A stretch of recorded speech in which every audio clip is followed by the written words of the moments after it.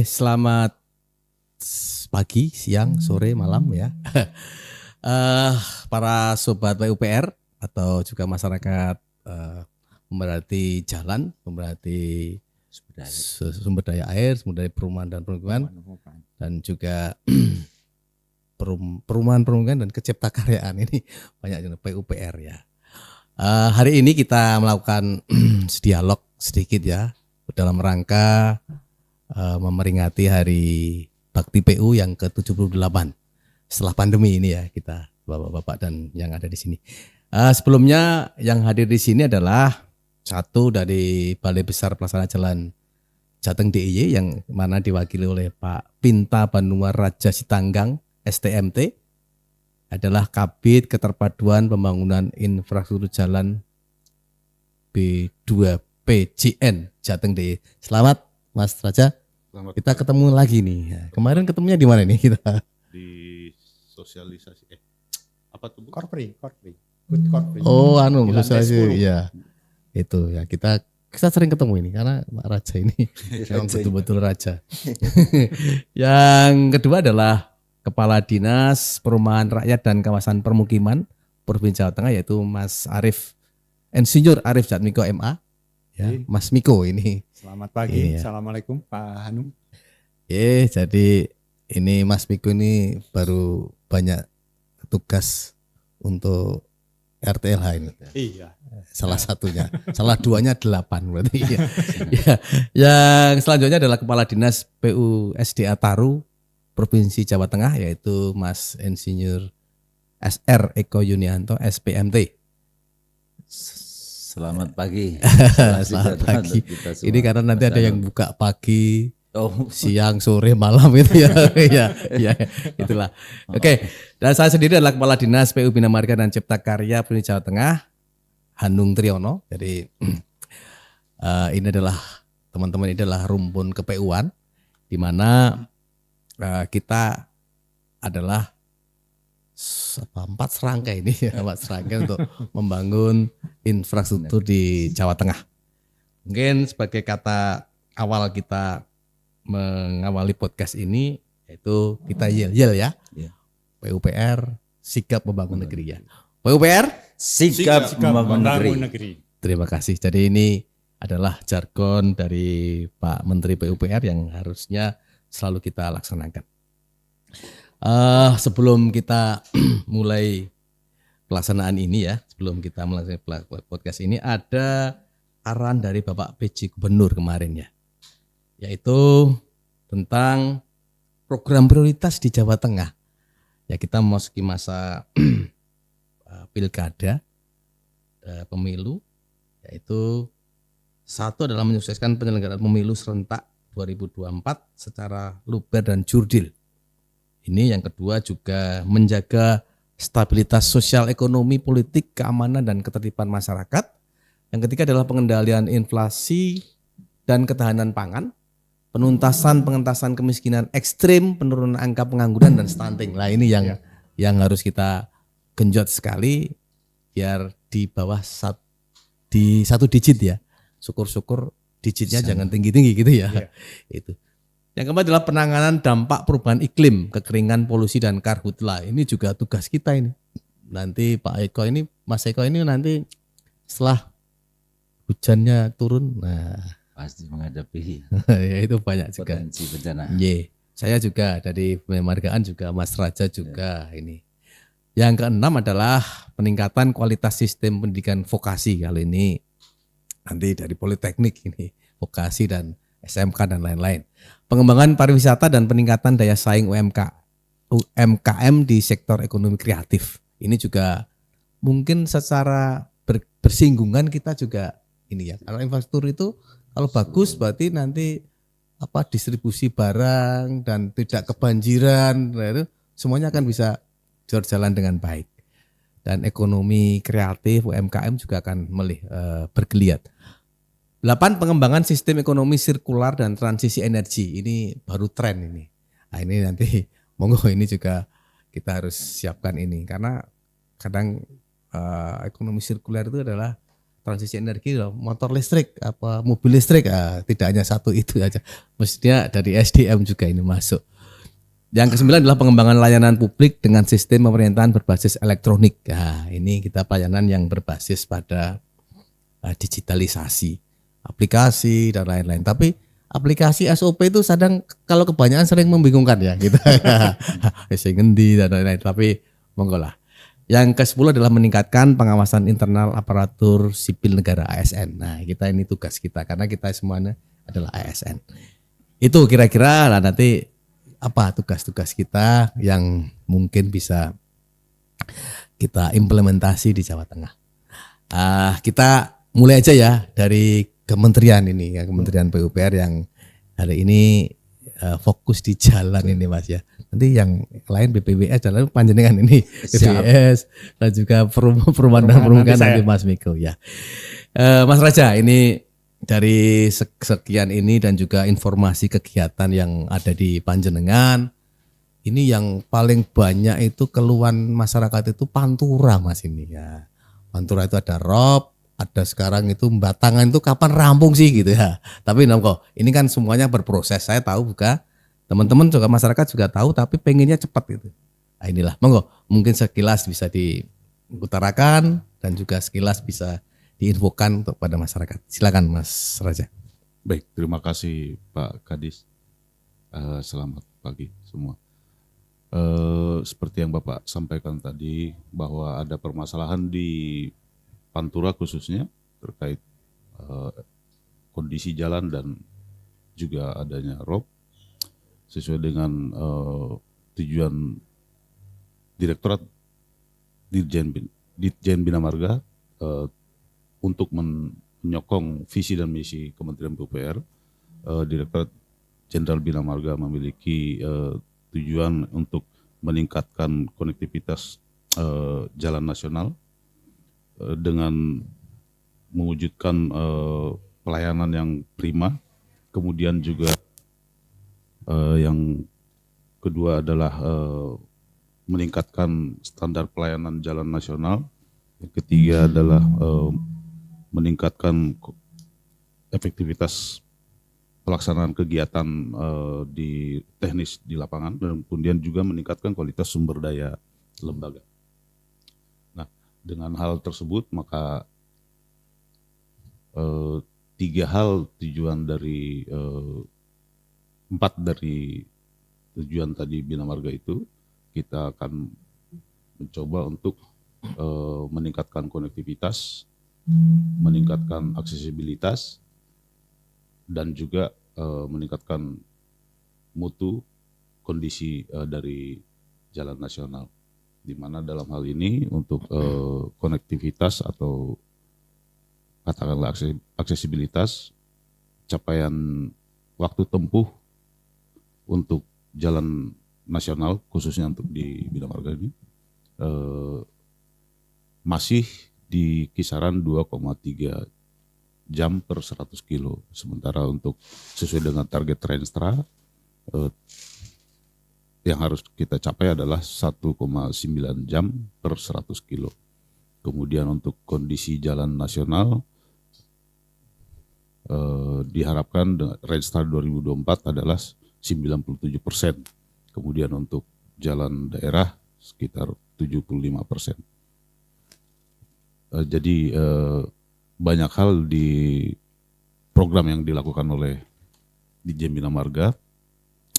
Terakhir sekarang yang seperti Bapak juga sudah ketahui adalah adanya program Impres Jalan Daerah Pak ya untuk mendukung percepatan konektivitas jalan daerah sesuai dengan Perpres nomor 3 tahun 2023.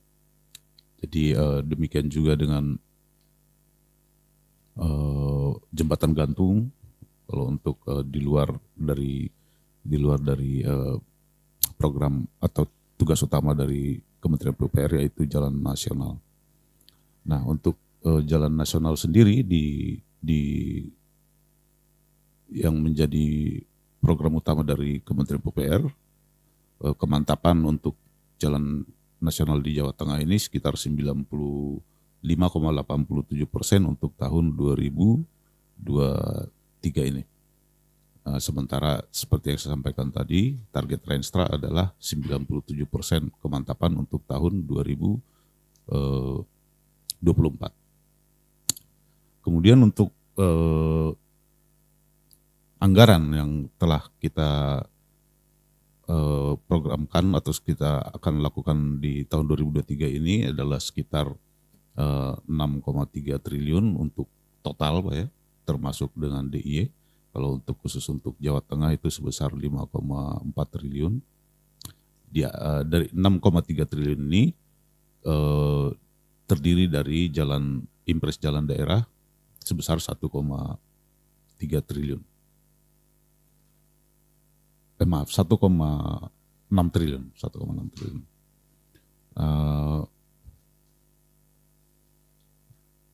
Selain impres jalan daerah juga ada jembatan gantung yang seperti saya sampaikan tadi.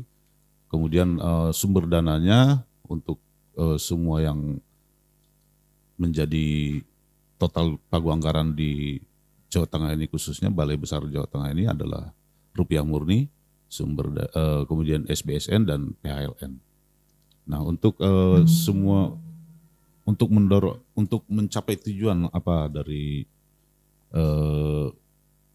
Bina Marga ini, yaitu yang tadi saya sampaikan untuk mencapai konektivitas yang jalan yang baik, maka meningkatkan konektivitas, maka kita melakukan program-program penanganan jalan seperti halnya yang cukup besar adalah jalan tol Semarang Demak, kemudian flyover Joglo, Madukoro, dan Canguk. Nah, sasaran di Bina Marga seperti yang telah saya sampaikan tadi di awal adalah sasaran strategis, yaitu untuk dalam hal meningkatkan konektivitas yang tadi saya sampaikan. Kemudian sasaran program, yaitu untuk segala hal yang bertujuan untuk mencapai target Renstra yang diharapkan, yaitu tingkat aksesibilitas jalan nasional, kemudian juga menghubungkan 966 pusat kegiatan. Kemudian juga untuk sasaran kegiatan, yaitu keluaran output dari setiap kegiatan yang tercakup dalam program infrastruktur konektivitas yang dilaksanakan.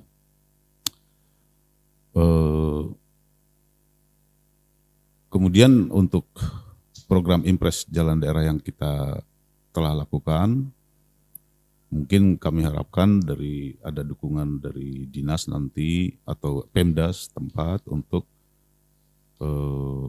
bisa melakukan pemeliharaan setelah nanti ada berita serah terima. Wah ya pasti nih. Ya, Pak, ya. Kita minta lagi ya. Impres jalan daerah itu menghidupkan ya, agar kita ini.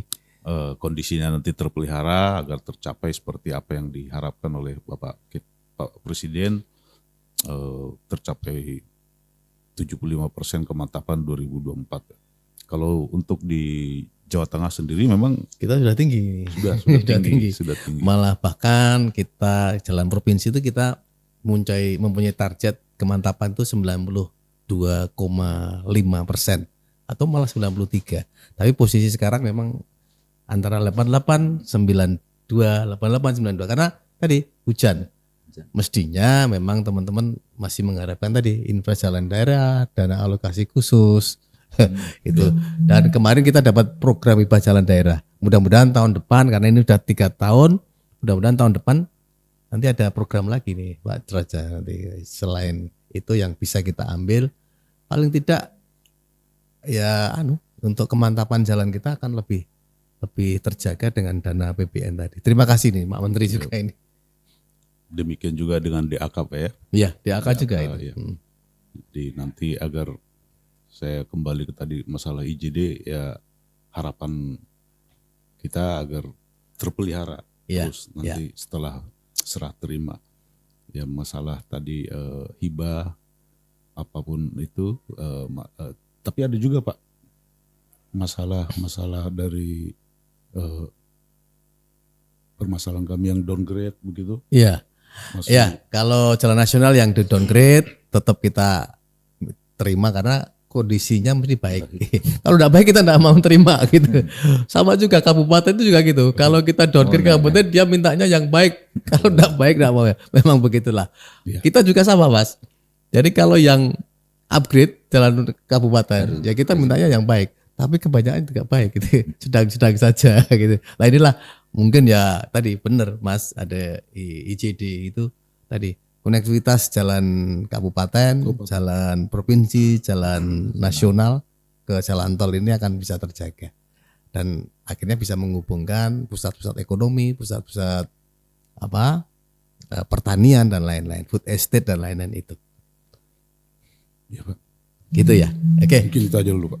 Oke, Mas Raja. Jadi memang kalau kita lihat sih sebenarnya secara umum luar biasa ini. Teman-teman juga sering dapat keluhan dari masyarakat. Paling keluhannya cuma ya segmental sih. Kemarin juga ada ICD, Impres Jalan Daerah di Purwodadi Blora. Ada satu segmen yang memang belum selesai itu aja diviralkan. Nah ini teman-teman ya. Jadi masyarakat yang mungkin bisa melihat secara utuh, nanti coba kita kita infokan secara utuh di media sosial. Mudah-mudahan akan membantu bagaimana sih pembangunan jalan di Jawa Tengah, pembangunan jembatan di Jawa Tengah, bahkan jembatan gantung pun yang untuk menghubungkan masyarakat yang terisolir ya, itu pun dilaksanakan oleh Kementerian PUPR lewat Balai Besar Jalan ini Pak Raja. Nggih, sementara itu Pak Raja, sekarang Mas Miko dulu apa Mas Eko dulu? Mas Miko dulu. Kalau Mas Eko nanti ngurusannya nyedot banyak. Oke, Mas Miko, monggo. Ini tadi terkait isu strategis yang Bapak Gubernur arahkan ke kita ya, ke kita semuanya. Yang utama adalah kemiskinan jelas, tapi tetap kita harus konsen pada infrastruktur kita juga. Monggo, silakan. Ya, yang pertama Pak Hanung mungkin saya ingin sedikit cerita dulu ya, karena kalau masyarakat itu Dinas Perumahan Rakyat dan Kawasan Pemukiman gitu, mereka akan selalu asosiasinya ini dinas yang ngurusi rumah gitu ya. Padahal sebetulnya kalau kita lihat Dinas Perumahan Rakyat tidak hanya ngurusi rumah sebetulnya. Jadi apa yang tadi disampaikan Pak Raja itu sebetulnya di belakang layar kami juga ikut membackup itu, gitu ya.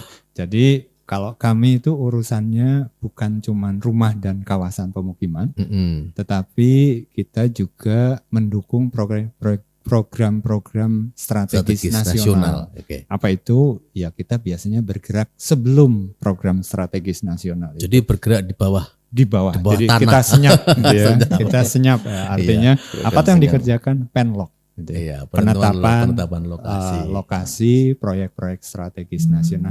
Saya cerita sedikit, kita sudah menyelesaikan di dalam RPJMD kita, yaitu Perpres 79 sampai dengan saat ini kita sudah berbicara lebih dari 16 penlok kita selesaikan. 16 penlok itu tol, bendungan. Pak Eko juga ini. Iya, ada. Bendungan. Jadi kalau tidak ada Mas Miko, akhirnya enggak jalan juga gitu. Mas Raja juga waduh yang dikejar-kejar padlocknya mana gitu. Listrik juga tapak-tapak untuk sutet gitu ya lebat kita. Bahkan yang kecipta karya kemarin Pasar Kujon itu. Pasar Kujon yang Borobudur itu juga luar biasa. Akhirnya itu ternyata Mas Miko itu di balik layar. Tapi itu sukses juga. Ya alhamdulillah itu ribuan bidang tanah sudah kita tetapkan dalam penlok dan ini jalan semua. Alhamdulillah. Yang berikutnya kalau kita berbicara tadi program atau visi Bapak Gubernur, ya terutama kita berbicara pada pengentasan kemiskinan ekstrim gitu ya. Jadi kalau kita bicara kemiskinan ekstrim tentu saja khusus di tempat kami yang paling luas dan sering dibicarakan adalah bagaimana sebetulnya meningkatkan masyarakat dalam tanda petik tidak mampu untuk bisa memiliki rumah yang layak dan terjangkau. Gitu ya. Dan program luasnya sebetulnya mencakup 6 isu strategis kalau di kami. Yang pertama sekali rumah tidak layak huni. Dan ini kami memang mendeklar ya, seluruh program kami harus menyasar pada masyarakat tidak mampu atau masyarakat miskin. Gitu ya. Semua data-data kita cover semua dalam bentuk data terpadu kesejahteraan sosial. Berarti itu DTKS. udah si A sana itu by name by address. By name by address. Oh, jadi ora iso nanti kita itu ngusulkan nambah ini Nggak bisa. Tetap semuanya. Artinya data itu kita verifikasi dan validasi semua. Gitu ya. Dalam RPJM kita mencatat ada target lebih dari 1,5 juta. Nah, angka-angka ini backlog juga ada lebih dari 400.000. Kawasan kumuh ada lebih dari 3.000 hektar. Dan ini semua memang harus kita tuntaskan.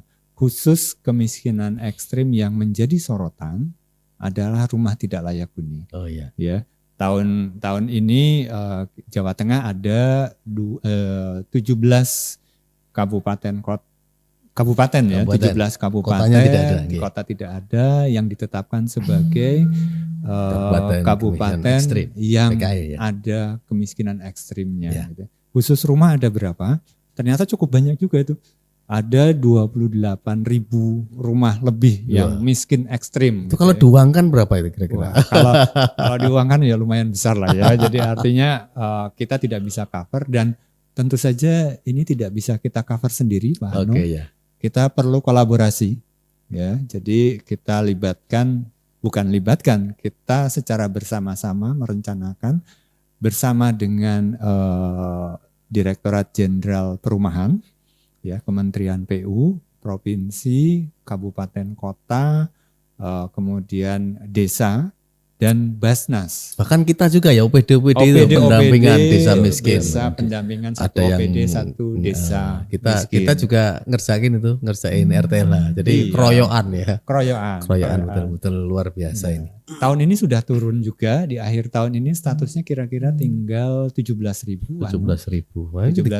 Tahun depan kita keroyok lagi. Iya, kita keroyok lagi. Mudah-mudahan target kita tahun depan khususnya RTLH bisa berkurang sangat drastis jika dimungkinkan. Kami targetnya sih sebetulnya 2025, tapi dengan anggaran-anggaran yang ada kolaborasi harapan kami di 2024 insya Allah bisa kita selesaikan. Iya, berarti 2024 itu banyak sekali PR kita ya. Iya. Selain tadi pemilu dan pilkada, tapi kita juga jangan lupa bahwa tugas kinerja kita harus bagus itu. Ini. Karena rumah ini pelayanan dasar ini. Iya, betul. Ikutannya apa rumah? Rumah sekarang bukan hanya atap, lantai, dinding, mulai kita berbicara struktur, luasan. Nah, ini nanti kita ada kolaborasi nih dengan Cipta Karya. Air bersih dan sanitasi. Jadi namanya rumah layak huni itu harus ada 4 itu. Itu air bersihnya di saya itu. Air bakunya ada air bakunya Omega. Jadi memang kolaborasi kita itu harus kolaborasi. Bener. Makanya kantornya juga deket ini. Jadi kami juga membuat spam regional yang nanti jadi air bersih dari PDAM ke PDAM. Juga kita membuat spam desa. Spam desa baik. Nah, itu nanti tujuannya kan lingkungan. Iya, nanti akan masuk ke situ. Jadi memang keroyok bener ya. Betul. Ini coba balai besar ini ya kayak kita sudah minta CSR mereka gitu. Apa kita keluar dulu ya? Kayaknya kita bisa kalau kita di BPPW perwakilan wilayah itu. Jadi kalau di tempat kami dari BP 2P Jawa 3. Dan itu kontribusinya luar biasa besar memang. Dalam 1 tahun mereka bisa menangani sampai dengan 21.000 rumah tidak layak huni itu. Di-upgrade supaya kualitasnya menjadi baik. Lah APBD berapa? Nah ini APBD karena kalau kolaborasi itu perannya masing-masing ya. APBD kita memang tidak begitu banyak. Tahun ini 16.000 rumah nih, karena di posisi akhir tahun insya Allah selesai. Tapi kalau dihitung semua kan juga signifikan banget ya. Karena tadi terbukti apa pencapaian kemiskinan ekstrimnya itu turun menjadi 1 digit kan kemarin. Iya. Gitu. Luar biasa ini. Ini luar biasa lah. Jadi apalagi nih program Bapak Gubernur menuntaskan kemiskinan ekstrim. Ya, posisinya ada di situ dan mudah-mudahan sih kita terus berharap. Bagaimana sih sebetulnya kita kan bicara masyarakat miskin dan kemudian tersebar di 35 kabupaten kota. Program kita sementara ini yang langsung kita tangani adalah di desa melalui bantuan keuangan pemerintah desa gitu ya. Lumayan besar sih, mulai pandemi ini kita malah mendapatkan anggaran yang cukup itu. Sebelum pandemi kita hanya memberikan 10 juta plus 2 padat karya. Sekarang menjadi Sekarang 18 juta plus 2 padat karya. Dan ini lumayan ini membangkitkan ekonomi masyarakat dengan masyarakat bekerja. Jadi mohon maaf. Kalau ada 16.000 ya, lebih dari 45.000 padat karya bisa kita serap dan itu. Berarti yang ngerjain juga masyarakat itu ya. Masyarakat sekitar. Jadi memang hasilnya sekitar. harus bagus ya. Iya. Karena yang dikerjain sendiri dipakai sendiri gitu ya. Dia harus bagus. Kalau jelek, waduh ini kacau ini gitu. Itu kita cover dalam sistem yang kita distribusikan sebetulnya data kita yang 1,5 juta tadi, terus kita berdayakan desa. Jadi kita berdayakan desa termasuk pendampingan kepada TKPK di kecamatan untuk melakukan verifikasi dan validasi. Nah hasil verifikasi validasi itu kemudian dimusyawarah desakan dan dikirim kepada kami sebagai stok program. Jadi kami sudah punya stok program. Kalau misalnya dapat dari APBN misalnya, langsung saya butuh 5.000. Ini ada barangnya. Ada. Sama. Kami juga gitu. Nah, Inpres daerah itu ada berapa duit, kita sudah siap programnya. Jadi readiness kriteria sudah siap. Mungkin Mas Omiko juga gitu. Iya. Wah, karena kita mencari dana seperti itu susah. Gitu. Jadi kita harus siap program. Iya, benar. Istilahnya begitu. Jadi kita harus menyiapkan hal-hal yang nanti ya readiness kriterianya harus kita siapkan dengan baik. Iya, intinya itu di dalam pengentasan kemiskinan khususnya kemiskinan ekstrim ya. Walaupun ada yang lain mungkin nanti kita cerita lebih detail. Ada program lain yang cukup bagus dan ini menarik sekali untuk kita bahas. Tapi minimal sebagai pengentasan kemiskinan ekstrim yang dicatatkan untuk kinerja pemerintah provinsi kemarin itu adalah rumah tidak layak huni. Kira-kira itu Pak Hanung. Oke Mas Miko, jadi memang luar biasa tadi dari infrastruktur ya, konektivitas, aksesibilitasnya kita jaga, jalan kabupaten, jalan provinsi, jalan nasional ke jalan tol, dan juga kita juga ngerjakan jalan tol banyak ya Mas Raja ini yang PR-nya masih ongoing itu Semarang Demak, Bawen Jogja, Solo Jogja. Mungkin nanti suatu saat Jogja Cilacap ke Gede Bagi ini juga Nah, ini juga teman-teman atau masyarakat yang ada di selatan ini jalan JJLS juga dikerjakan loh dengan infrastruktur jalan daerah. Jadi tidak hanya di wilayah timur. Nah, wilayah timur itu ada di Purwodadi Blora dan juga di Surakarta Purwodadi ini. Juga di wilayah selatan, Adipala Ayah, ya itu JJLS. Jadi kalau masyarakat pengen melihat kecantikan dari pantai-pantai yang masih perawan di selatan, pantai selatan dan semua banyak sekali, itu bagus banget. Ya memang nanti suatu mungkin pemerintah kabupaten, Kebumen dan lain-lain itu bisa siapkan. Nah sekarang giliran Omiko ini, karena ini paling senior sendiri nih karena sudah mau purna sendiri ya Mas. Ya, ini sekarang kita itu sudah menghadapi musim penghujan. Nah, ini juga kadang kalau penghujan berarti pompo. Ini Pantura nanti. Pantura kolaborasinya masih luar biasa dan juga tadi masih pekerjaannya juga masih ongoing di Kaligawe dan sekitarnya. Ini biasanya di situ nanti, di situ Demak dan lain-lain. Monggo nanti mungkin setelah program dari PSDA Taru dan juga PUSDA Taru dan juga hal-hal lainnya yang silakan Om Eko. Baik, terima kasih Mas Hanung. Tadi sudah diawali Pak Raja, Pak Miko. Sekarang pertanyaannya, semua itu kan membutuhkan spasial. Mau dikerjakan di mana ruangnya? Iya, tata ruang. Nah, ini. Pokoknya kalau Mas Eko enggak ada, kita berhenti semua kerjanya. Karena tata ruangnya mereka, beliau yang itu harus kita izinin. maknai bahwa itu ada delineasinya. Kalau kita berbicara bersentuhan pantai, pasti garis pantai. Begitu kita berbatasan dengan wilayah administrasi provinsi, pasti perbatasan provinsi. Dan itu firm bahwa kita, lokasi yang kita berada, kalau kita berada di Jawa Tengah, pasti tidak lepas dari itu. Nah, saya berawal dari spasialnya dulu. Bahwa kita itu Perda RTWR sedang berjalan karena amanah di dalam Undang-Undang 11 2020 ya. Kita wajib melakukan integrasi antara matra laut, matra darat. Itu pertama dulu. Nah, kemudian apa yang nanti terkait dengan tadi ada jalan, ada rumah. Kalau itu menyentuh kepada ruang, pasti kita berbicara matra darat. Setelah itu, pasti ada komponen penting yang harus kita siapkan. Apa? Air. Pasti itu. Karena semua kegiatan itu pasti membutuhkan air.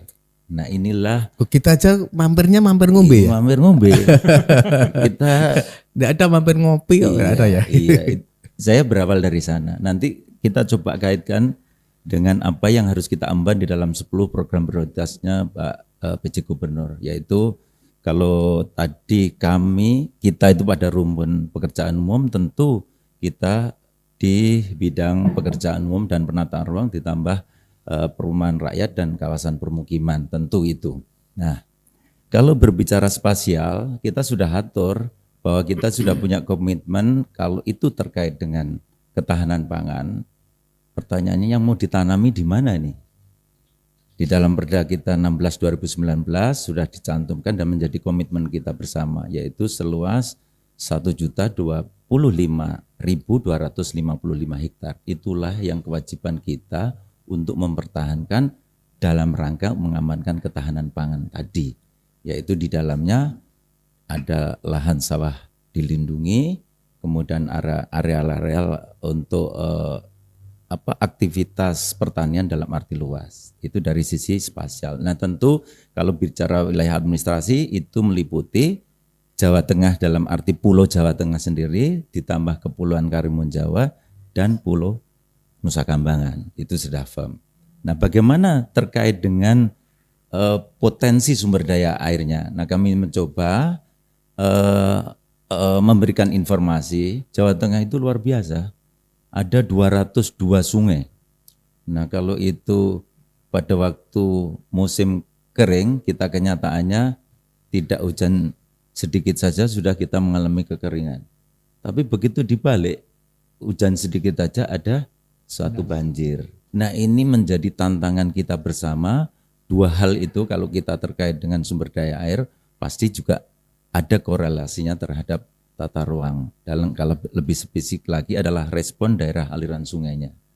Nah kemudian di dalam manajemennya bagaimana manajemen begitu banyak 202 sungai itu. Nah kita ada pengelompokan yang namanya adalah 10 wilayah sungai. Nanti secara derivatifnya ada pembagian di dalam kewenangan. Nah, ini yang harus kita pahami. Nah, tentu di sana memberikan suatu makna bahwa kolaborasi itu dan sinergitas, integrasi, kemudian sinkronisasi pasti dibutuhkan.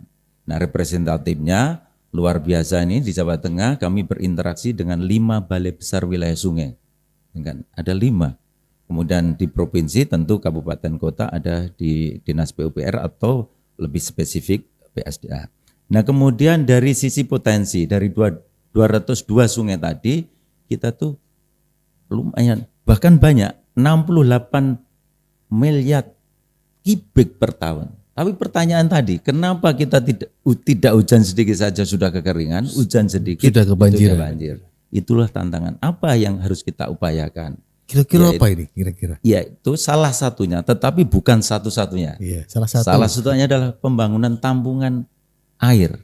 Baik embung, itu skala gitu ya? Kecil adalah embung, waduk lapangan, atau bendungan-bendungan yang nanti di dalam bingkai PSN tadi. Ya, berarti kalau kita lihat sekarang di Jawa Tengah sudah banyak ya juga. Betul. Embung banyak, bendung, waduk banyak dikerjakan. Ini berarti sudah on the track ya.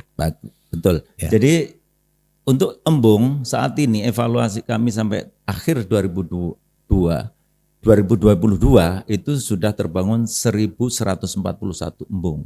Dulu dicanangkan oleh Pak Gub kan gerakan 1.000 embung. Iya, Bukan gerakan capaiannya 1.000. 1.000 tetapi itu maknanya kita harus bangun Ngegas terus tampungan air sebanyak-banyak. Nanti korelasinya apa? Populasi kita tambah, ruangnya tetap. Padahal tambahnya populasi itu kalau dikaitkan Butuh dengan air. kebutuhan dasar adalah air. Oh iya. Nah, masalah air itu air baku diproses menjadi air bersih menjadi air minum itu adalah mata rantai yang harus kita lakukan. Nah, potensi yang begitu besar itu ternyata masih banyak terbuang pada saat musim penghujan. Nah, itulah makanya harus kita pahami bahwa tampungan air itu sangat diperlukan. Tadi yang bahasa kami adalah bukan satu-satunya, tetapi adalah salah satu upaya. Yang jauh lebih efektif adalah air hujan itu kita tampung dalam perut bumi kita melalui vegetasi. Nah, yang tantangan nanti adalah bagaimana spasial kita, kepemilikannya. Saya punyanya lahannya cuma itu saja. Lah kalau saya untuk nanam ini, saya mau dapat makan dari mana? Itu masalah-masalah yang ada di lapangannya. Kemudian di dalam manajemen sumber daya air tadi, kami mengembangkan paling tidak ada 4 pokok yang harus kami jalankan, yaitu pertama adalah pengelolaan jaringan irigasi, kaitannya dengan ketahanan pangan. Kalau itu nanti dikaitkan dengan kemiskinan pasti kita mendukung juga. Terus kemudian antisipasi kekeringan, karena itu nanti ada diversifikasi macam tanamannya, kemudian model kita mendayagunakan atau memanfaatkan air itu supaya jauh lebih efektif. Yang kedua adalah penyediaan air baku. Yang tadi air baku akan diproses untuk proses-proses berikutnya, baik itu melalui spam regional atau spam tunggal untuk kita delivery kepada sambungan rumah. Nah, kemudian ketiga adalah konservasi sumber sungai.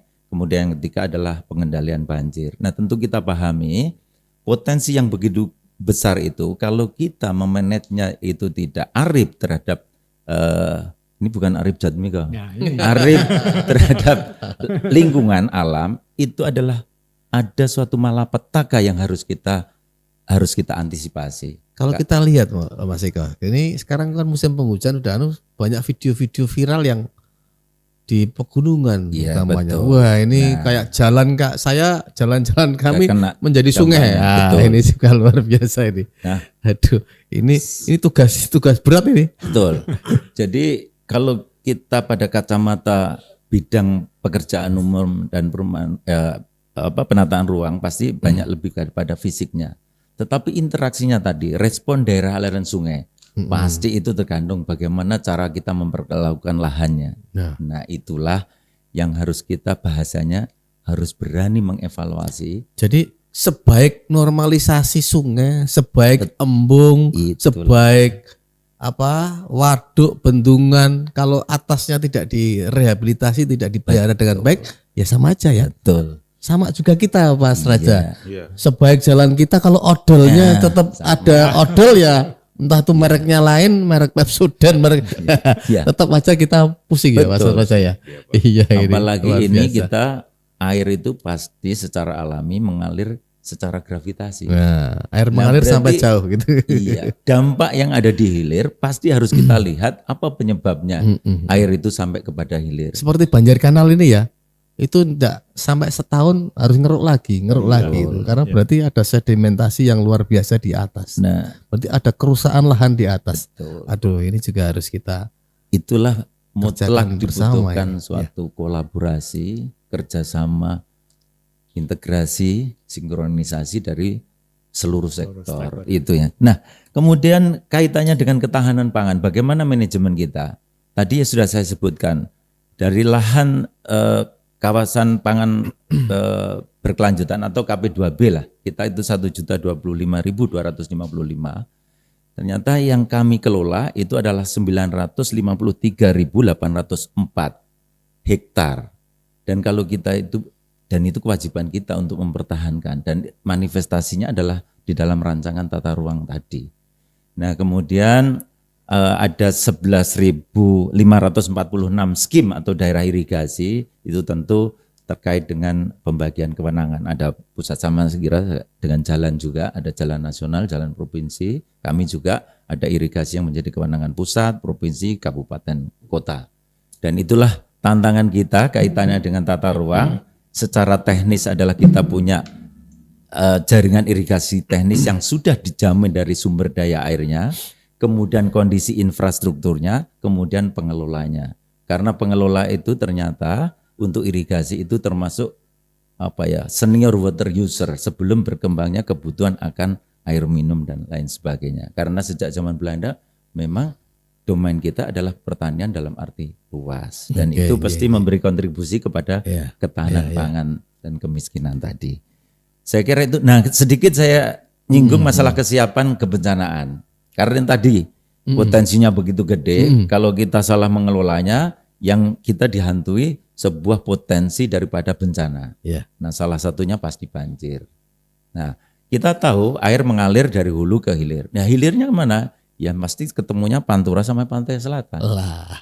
Padahal di sana lahan kita irigasi ada di aerial flat, tambah jalan kita mau railway maupun jalan tol maupun jalan nasional ada di situ semua.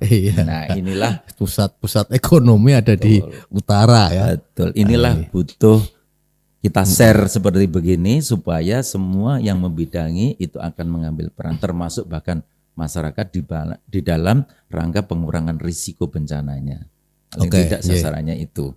Nah, itu saya kira untuk mengenai kesiapan secara sistem untuk yang polder di Jawa Tengah itu baru terbangun, yaitu Kota Semarang. Dan Kota Semarang itu pun baru batasan Kanal Banjir Barat sampai dengan Kanal Banjir Timur. Karena yang saat ini sedang diusahakan adalah sebelah timur Kanal Banjir Timur, yaitu sekarang dengan nanti akan diperkuat dengan saya kira integrasi tanggul laut dengan tol ya, itu yang untuk sisi barat. Kemudian yang kedua adalah sistem polder ada di kota Kabupaten Pekalongan. Nah, di Jawa Tengah untuk yang terbangun itu adalah dua sistem tadi, dan itu membutuhkan suatu sumber daya yang begitu besar, baik itu dari sisi waktu maupun alokasi pendanaannya. Nah, tentu pada momen ini tadi kan banyak disinggung mengenai jalan, bagaimana mekanisme bantuan. Nah, ini kami juga berharap dari Kementerian PU, kalau jalan ada impres, jalan desa, jalan daerah, ini tadi komitmennya adalah untuk ketahanan pangan. Bagaimana kita mendorong impres irigasi daerah. Itu yang itu luar biasa kalau itu memang bisa seperti dulu ya. Jadi bisa kita siapkan. Itu keterkaitan bagaimana mekanisme pendanaan. Kita tahu ada DAK. Nah, ini jalan menjadi prioritas nasional. Nah, kalau itu dikaitkan dengan ketahanan pangan, tentu jaringan irigasi menjadi prioritas juga. Saya kira. Nah, ini kita keroyok ke sana aja kapan-kapan. Kemudian PSN yang untuk mendukung air baku, Jawa Tengah itu kita syukuri bersama, karena bendungan yang terbangun di Jawa Tengah itu luar biasa, Pak. Yang sudah terbangun ya, mulai dari Jatibarang, kemudian ada Logong Kudus, menyusul di Randu Gunting di Blora, Pitekso ada di Wonogiri, kemudian Gondang ada di Karanganyar, terus kemudian ini yang sedang berjalan Jelantah di Karanganyar. Ongoing adalah Jeragung, kemudian Bener, yang masih kita tunggu untuk mensupport KI Kendal. Kendal itu adalah Bodri, KIT Batang adalah Kedung Langgar. Nah, kemudian yang kita siapkan untuk KI Brebes adalah Bendungan Pemali, dan nanti kombinasi dengan Bendungan Kuningan yang ada di Jawa Barat. Nah, itulah uniknya air itu tidak mengenal batas administrasi dan tidak punya KTP. Jadi air itu kayak ngendi gitu saya gitu. Ya, memang Mas Eko, jadi kami juga karena spam regional ada di kami gitu. Spam regional kita juga siapkan juga. Kemarin teman-teman juga menyiapkan. Ada yang terbaru Wasusukas itu Wasusukas. juga dari Kementerian PUPR juga luar biasa, nanti yang Wonogiri itu bentuk Bendungan Wonogiri. Wonogiri. Jadi ini nanti kita menjadi bahan untuk minta bantuan, karena kalau yang regional yang 2 kabupaten kota yang memanfaatkan air baku Pasti menjadi spam ya, reservoir, jaringan distribusi utama, nanti kita bisa siapkan itu dengan baik. Ya, memang kalau secara teori sih harusnya tidak kekurangan air ya. Dari tadi melihat potensi, Iya, potensi 68 ya, tampungan yang luar biasa. miliar meter kubik. Padahal tampungan kita 42 bendungan kita 141 embung tadi, Mestinya bisa ekuivalan masuk semua adalah hanya 1,811 miliar. Ya. Artinya ada suatu sirkulasi air yang secara tahunan itu ada pergerakan 68. Nah kalau itu 1,8 yang lainnya mau kemana? Nah itu Nah, gelondor itu itulah. tadi ya. Dan air itu tidak bisa terus kamu nanti aja bulan Agustus ya keluar ya gitu, tidak Betul, bisa. Kamu nanti bulan Itu Keluar. ada akronim, Mak. Iya. Warung jamu. Iya. Jadi air itu harus memenuhi waktu. Padahal kita butuhkan di bulan Juli, Agustus, datangnya Januari, Februari. Waktu. Ruang yang kita butuhkan di Blora Grobogan, datangnya di Semarang. lah. Ruangnya nggak tepat. Warung jamu, jumlahnya yang kita butuhkan pada waktu tertentu itu banyak, yang ada sedikit. Sedikit ya. Terus kemudian warung jamu mutunya bagaimana kita tahu sendiri lingkungan kita, sungai-sungai kita bagaimana. Ya. Yang satu lagi adalah kontinuitas, Kontinuitas. mengalir fungsi dari waktu. Itulah yang kita harus sediakan. Ya, berarti dibutuhkan suatu jaringan irigasi, jaringan air bersih, Ya. dan Kondisi sungai kita sungai juga juga. harus Betul. bagus, Resapannya sehingga juga bisa seperti ya. Resapannya juga. Jadi semua harus bisa, paling tidak kita bisa mengatur ya. Itu yang PR kita ini. Iya. PR kita bersama.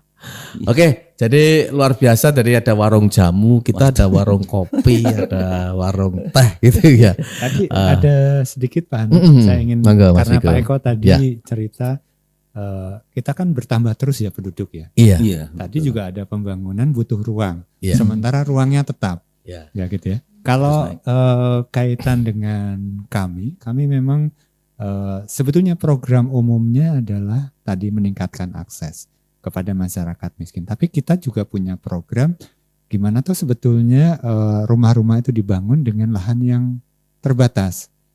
Jadi kalau ruangnya terbatas, tadi Pak Eko mengatakan kita punya program kalau masyarakat punyanya tanah terbatas, kita mau apa ya sebetulnya? Dan ini kita sudah punya program percontohan untuk penanganan kumuh baik di perkotaan maupun pedesaan yang lahannya terbatas Pak Eko. Jadi di pedesaan kita sudah punya contoh misalnya di Brebes, ini komunitas ya, pemerintah provinsi karena tanahnya terbatas, masyarakat itu ada 33 warga masyarakat yang tadinya sebetulnya tinggalnya di sempadan sungai nih Pak Eko. Ya, kita lakukan kolaborasi dengan Pak Digeser Eko. ya. Mereka Direlokasi. kita bentuk komunitas, diajak berbicara, kita libatkan Karang Taruna, akhirnya bisa beli tanah 1.300 meter Pak Eko. Ya, Dan ini akan dibangun untuk 33 rumah. Nah, akhirnya kita beri bantuan dalam bentuk tingkat. 2 lantai. Dari ke atas. 2 lantai. Nah, ini jadi Berkembang percontohan tumbuhnya ke yang atas. betul, percontohan di pedesaan. Karena lahan terbatas, kita tidak ingin memanfaatkan lahan pertanian kaitannya dengan ketahanan pangan. Nah, kalau di kota pada kawasan kumuh, di Solo kita bangun, itu juga sekitar 32 rumah pada lahan 1.200. Ini di Serengan, di Solo. Oh ya, Tanahnya 24 meter persegi, Semanggi, kita bangun ya. 2 lantai. Kita bangun 2 lantai. Dan ini adalah salah satu solusi. Kita namakan program rumah kita adalah Tuku Lemah oleh Oma. ya. Tapi untuk yang 2 lantai kita sebut optimis. Omah panel tingkat milik sejahtera. Ya, jadi konstruksinya kita pakai Ruspin yang sudah diuji di Kementerian PU. Yang 1 lantai masyarakat ikut tidak hanya objek tapi subjek karena mereka mendapatkan padat karya untuk merangkai Ruspinnya itu. Jadi ini program-program yang kita harapkan menjadi bukan tulang punggung, tapi contoh secara nasional bahwa masyarakat memberi bantuan, pemerintah memberikan bantuan kepada masyarakat itu strukturnya harus bagus. Ya, harus kualitasnya bagus. Kualitasnya bagus. Jadi gitu. orang masyarakat desa atau pinggiran yang sewu mungkin kalau ditanya dalamnya pundi Mas, Pak, apartemen gitu ya. Iya. Karena sudah Keren. keren ya. Apartemen gitu kan luar biasa. Yang di Solo tuh tanahnya kemarin itu makam. Oh iya, aduh pas gali masih nanti. Tapi Itu 3 tahun kita mengupayakan bagaimana iya. masyarakat, karena tuh mereka tinggal di atas makam.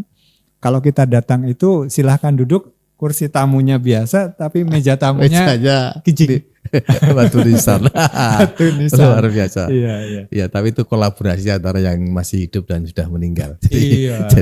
tapi enggak apa-apa, yang penting kita menghormati pendahulu kita yang sudah meninggal.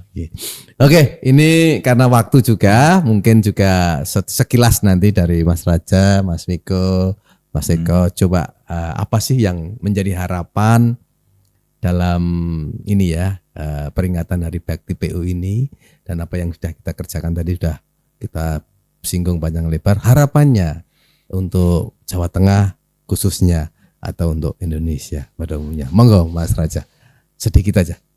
Harapannya sesuai dengan tadi tujuan dari Bina Marga, meningkatkan konektivitas dan juga meningkatkan kemantapan. Dan satu lagi yang tadi saya lupa adalah menurunkan angka kecelakaan, di mana Indonesia dalam hal indikator untuk kemantapan itu berada di urutan 76 oleh World Economy Forum, 76 dunia. Kemudian juga untuk tingkat konektivitas masih 109 di tingkat dunia. Ya, kalau bisa masuk 10 besar udah luar biasa. Luar biasa ini. Oke, kita dorong bersama Mas.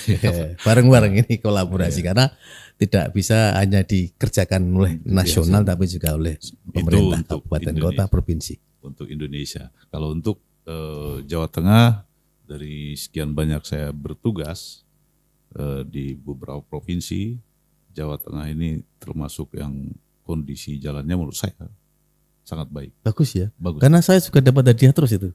Gitu. Iya, salam provinsi. Kemarin dapat Pak Menteri PU. Terima kasih Pak Menteri.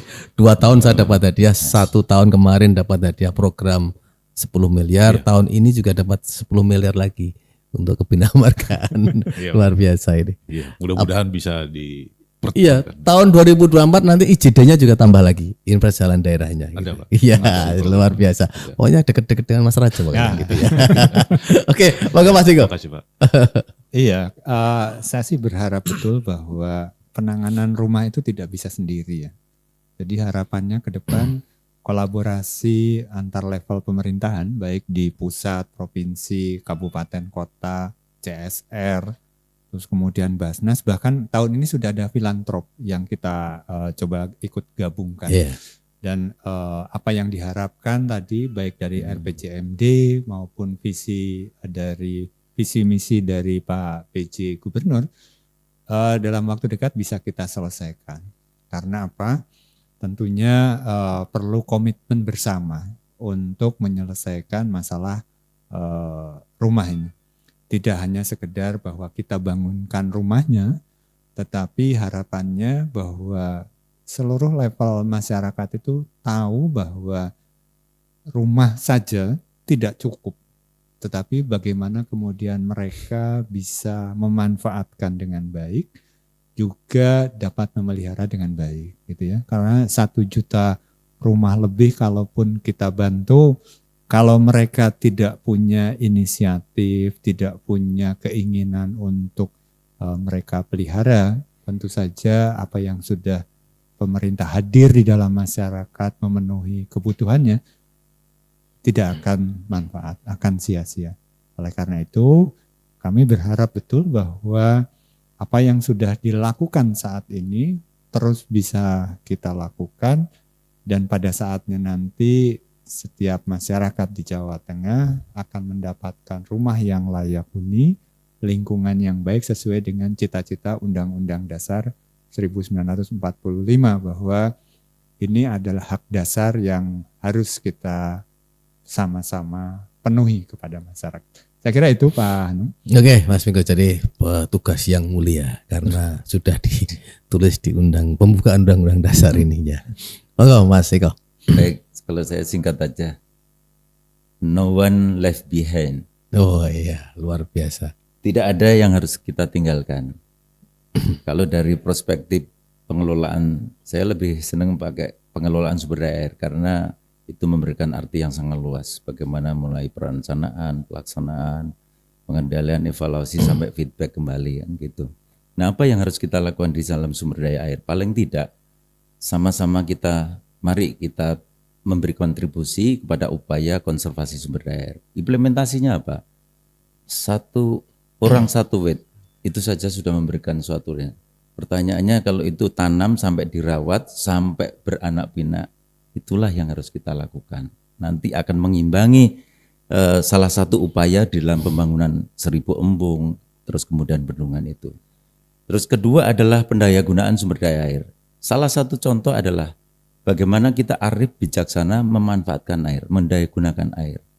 Contoh kalau kita di dalam kota, betul itu sumbernya dari PDAM. Kalau kita nyuci mobil ya lebih kita utamakan untuk air minum. Tetapi itu secara konsep mudah kita pahami, tetapi tantangannya adalah bagaimana kita untuk mengimplementasikan. Yang ketiga adalah pengendalian daya rusak air, karena tadi air kalau kita tidak kelola dengan bijak pasti membawa suatu ancaman.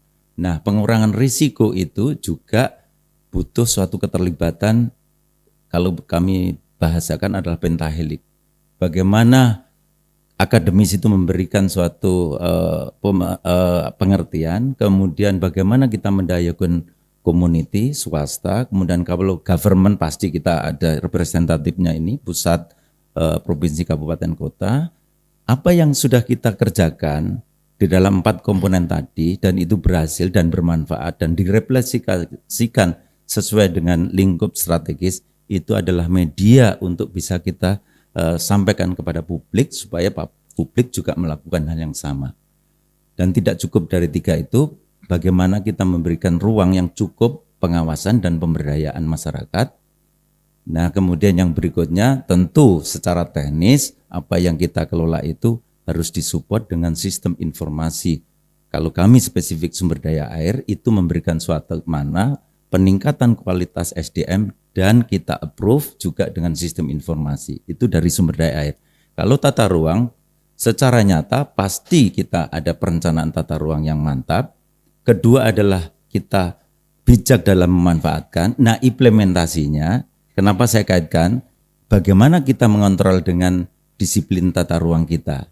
Kemudian tata cara kita mendapatkan kesesuaian kegiatan pemanfaatan ruang. Kemudian bagaimana mendapatkan izin mendirikan bangunan. Nah, itulah yang kita masih harus kita sempurnakan. Nah, setelah itu tentu kita adalah ada pengendalian pemanfaatan ruang.